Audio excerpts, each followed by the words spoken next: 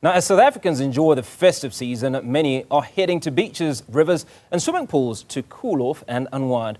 While this is a time for rest and celebration, it's also a period when extra care is needed in and around water. We're now joined by Andrew Ingram, spokesperson for the National Sea Rescue Institute, to share practical water safety tips to help keep you and your loved ones safe this festive season. Andrew, Merry Christmas and thank you so much for joining us. Good morning, Hugo. Thank you for having me on your show, and Merry Christmas to you and all who are watching you. Now, Andrew, the holidays have begun. What trends are you already seeing from your rescue crews? Hugo, in the last couple of weeks, there's been a significant increase in the number of rescues, particularly with young people and family members getting into difficulty.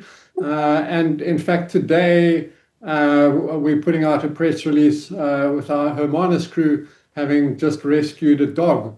So it's getting very busy. Lots and lots of people are visiting the beaches. So obviously what's key is that it's all water related. So let's talk about, is it rivers, is it seas, is it swimming pools? Where is the greatest risk? Yeah, so Hugo, interestingly, most of the drownings in South Africa happen inland. So rivers and dams are by far the most people get into difficulty in them. But I think at this time of the year, the thing to focus on is family and friends and being safe. So I think that a lot of the issues that happen now are that people have been through a really long, hard year. Many people are now on leave, on holiday, and you let your hair down and you relax. And around water, that's dangerous. So I think that there are a couple of things that we really need to ask people to concentrate on. And probably the top two is not to drink alcohol when you're going into water or near water, and not to drink alcohol when you're looking after your children, and to understand that drowning is silent. I mean, that's absolutely critical. It's an interesting point there about drowning being silent. Just explain that to us. And I suppose also it's almost a bit of an irony because we continue to talk about no drinking and driving. We seldom talk about no drinking and swimming. Exactly the point, Hugo. So, I mean, I think South Africans at large have accepted that drinking and driving is not cool, and we don't do it.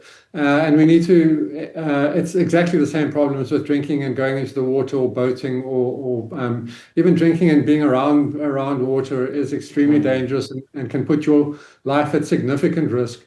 And I think that drowning is silent is such an important thing to understand, particularly for parents, because often in movies, you'll see people slapping the surface of the water and screaming, help, help, I'm drowning. It's not how it happens. And if you think about it, it's completely logical. When you get into trouble in water and you're drowning, all you want to do is breathe. So a person who is drowning will be in a vertical position in the water. They'll look like they're climbing a ladder if you could look underwater. But above the water, you'll just see their head tilted back and they're trying to breathe. So they're not going to shout for help. There'll be no noise. They'll just quietly slip under the water.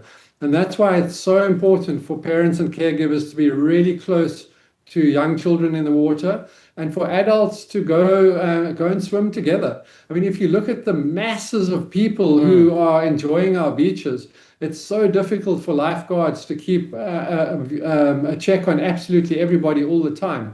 So we need to take responsibility for ourselves and our loved ones.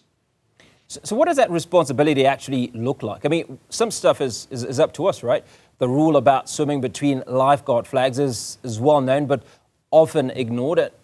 How important is it, firstly? And secondly, do you do the buddy thing, right? Where if five of you, if a family is out at a pool or out on the seaside or on the beach, have someone who specifically looks after your toddlers or young ones who might get themselves into some form of trouble? Yeah, Hugo, it's very easy to say all of these things, and it's often a whole lot more difficult to do.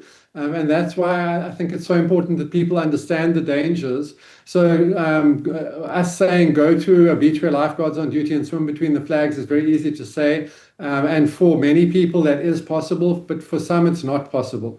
So for those who are not able to do that for whatever reason, understand that the biggest danger that you're facing are rip currents. And what a rip current is, it's to think of it as a river of water that flows away from the beach. It's not going to pull you under the water, but it's going to pull you away from the beach quite quickly, and you're not able to swim against it. So if you think of it as a river of water, to get out of a river, you don't swim upstream, and so the equivalent is to swim back to the beach. You swim to the banks of the river. And so in a rip current, you would swim to the sides, parallel to the beach to get out of that current. Then extremely importantly, if you see somebody in difficulty in the water, many people's instinct is to dive in and go and help, despite, and it doesn't matter how strong a swimmer they are. And if it's one of your family members, I mean, you can understand that completely. If it were my daughter, I'd be in the quick sticks. But I understand that if I don't take something that floats with me, that might be a pink rescue buoy, NSRI's pink buoys, or it might be a bodyboard, or it might be something else that floats. If I don't take something that floats, I put my life and the life of the person I'm going to try and help at significant risk. So the most important thing to do, if you want to help somebody who you see is in difficulty in the water, is to phone for help. 112 is a free call from your mobile phone for all emergency services. And then if you're a strong swimmer and if you decide to go into the water, please take something that floats with you. Andrew, that's where we're going to leave that conversation. Appreciate your time. Andrew Ingram, National Sea Rescue Institute spokesperson. And he says, if there is a rip current, swim parallel to the beach. And regardless of how strong your swimming capabilities are, the number to dial is 112 in order to save a life.